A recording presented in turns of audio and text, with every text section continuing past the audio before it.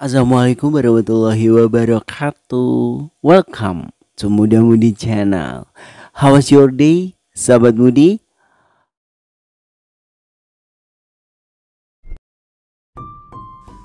Sahabat Mudi, di era digital saat ini, aplikasi kencan online menjadi pilihan bagi orang-orang yang gak punya banyak waktu luang untuk menemukan pasangan. Tentu aplikasi kencan ini sangat memberikan kemudahan untuk kamu yang benar-benar membutuhkannya.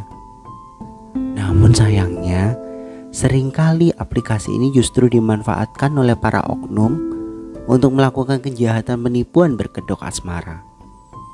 Seperti film yang lagi viral belakangan ini, sebuah film dokumenter Netflix yang tengah menjadi perbincangan khalayak ramai karena film tersebut berani menguak modus kejahatan dalam aplikasi kencan. Film berjudul The Tinder Swindler berfokus pada fenomena catfishing, aksi penipuan yang dilakukan individu secara online untuk menipu orang lain. The Tinder Swindler, film yang menceritakan sosok seorang pria Israel bernama Simon Hayut yang melakukan catfishing kepada banyak wanita melalui aplikasi kencan Tinder. Modus penipuannya dengan memerankan pria kaya raya untuk membuat target wanitanya terperdaya oleh kekayaannya. Pria yang menipu banyak perempuan lewat aplikasi kencan Tinder dengan total kerugian korban ditaksir mencapai 10 juta dolar Amerika Serikat atau sekitar 143 miliar. Kisahnya pun bahkan viral setelah diangkat menjadi film dokumenter di aplikasi OTT Over the Top Netflix dan baru dirilis 2 Februari 2022 lalu. Simon memikat korbannya dengan modal romantis. Menurut korbannya, ia sangat memahami keinginan perempuan, royal, sehingga bisa membangun kedekatan emosional dengan korbannya. Bahkan pada kencan pertamanya, ia gak segan mengajak korbannya untuk naik jet pribadi, lalu menginap di hotel bintang 5. Sebelum akhirnya ia meminta akses kartu kredit pada korbannya dengan mengaku bahwa ia sedang dalam keadaan genting dan membutuhkan uang dalam jumlah yang sangat besar. Saat itulah korban mulai masuk dalam perangkapnya. Sahabat Mudi, menjalin sebuah hubungan dalam aplikasi kencan sekarang ini semakin mengkhawatirkan karena berpotensi menimbulkan gangguan kecemasan sosial bahkan depresi. Seperti yang kamu tahu, fenomena catfish semakin marak terjadi karena kemudahan teknologi yang membuat banyak orang memanfaatkannya untuk hal-hal yang buruk. Oke sahabat Mudi, pada episode Muda Mudi kali ini aku akan bahas dan kupas fenomena catfishing ini. Sahabat Mudi penasaran? Makanya simak konten ini sampai selesai. Tentunya di sini di Muda Mudi Channel, inspiring your romance and life.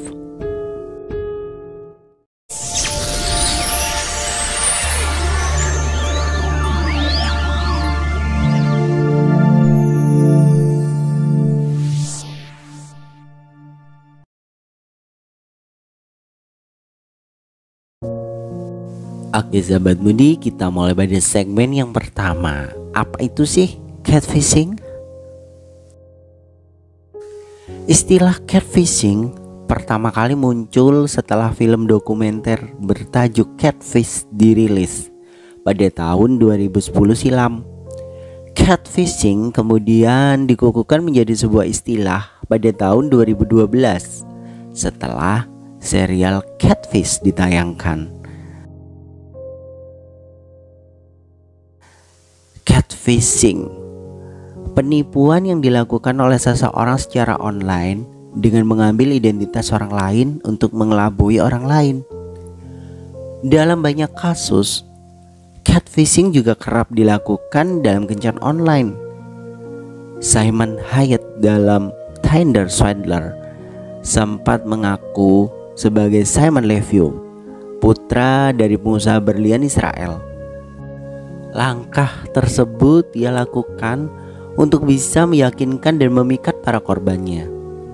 Awal perkenalan, Simon akan menunjukkan gaya hidup mewahnya pada para korbannya.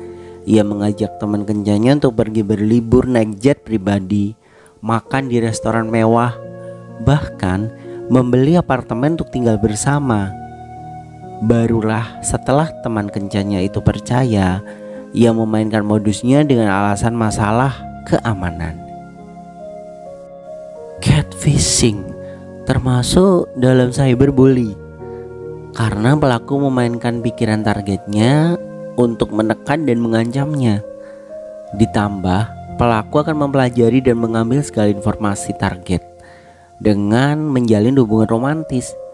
Begitu pelaku memiliki informasi yang cukup, ia akan gunakan itu sebagai senjata apabila sewaktu-waktu kedoknya sebagai penipu terbongkar. Lalu, apa aja sih tanda-tanda catfishing? Oke sahabat Budi, pada segmen yang kedua kali ini aku akan bahas dan kupas apa aja sih yang jadi tanda-tanda catfishing. Yuk kita simak satu persatu.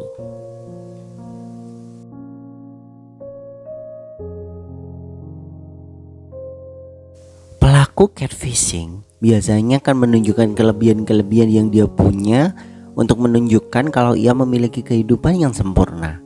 Hal itu dilakukan untuk menarik perhatian para korbannya supaya jatuh dalam jeratannya.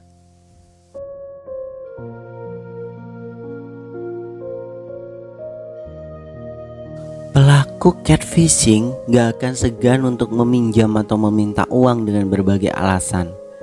Dalam film The Tinder Swindler, korban bahkan gak menyadari bahwa ia telah ditipu karena terpedaya oleh kebaikan, ketampanan, bahkan kekayaannya.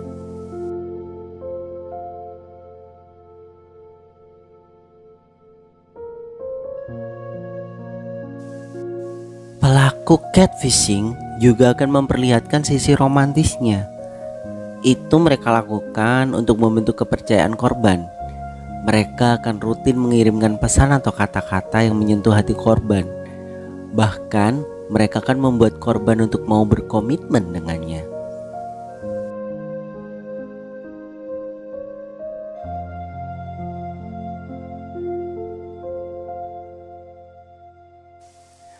Beberapa kasus pelaku catfishing akan menolak untuk diajak melakukan panggilan suara atau video untuk menyembunyikan identitasnya. Mereka hanya mau untuk diajak berkomunikasi lewat pesan teks.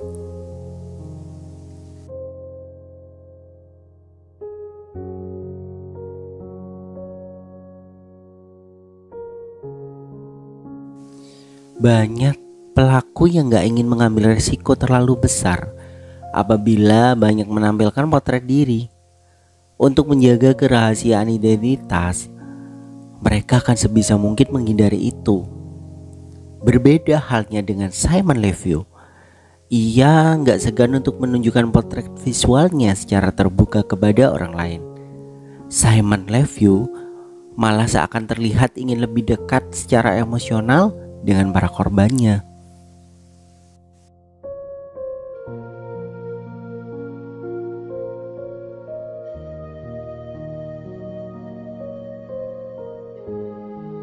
Dewasa ini menghindari catfishing bukanlah hal yang mudah, terutama ketika komunikasi dengan orang lain kini dapat dilakukan secara online.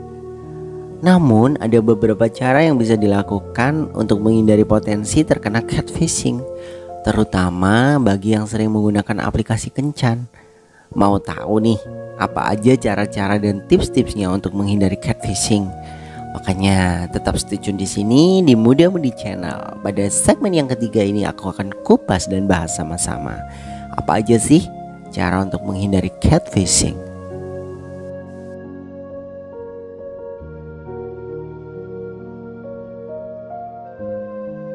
Utamakan untuk selalu berhati-hati saat berkomunikasi dengan siapapun, apalagi dengan orang baru yang kalian kenal dalam aplikasi kencan. Jangan terlalu mudah percaya dan jangan ragu untuk meminta bantuan orang terdekat kalau kalian punya keraguan dan kekhawatiran terhadap orang tersebut.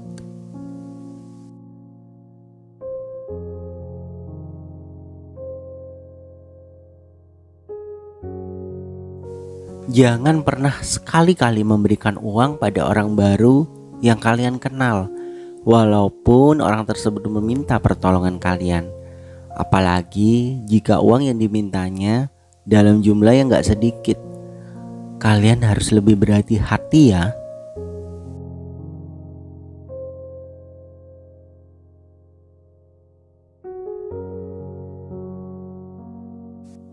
Oke, sahabat Budi, yang jadi tips yang terakhir, jangan pernah mengirim foto atau gambar pribadi kepada orang yang baru kalian kenal.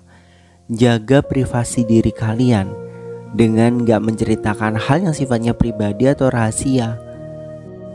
Kalian juga bisa menghindari catfishing dengan memproteksi akun kalian dan mengubahnya menjadi akun pribadi. Gak bisa dipungkiri bila tindakan catfishing memberikan dampak yang buruk bagi korban secara psikologis.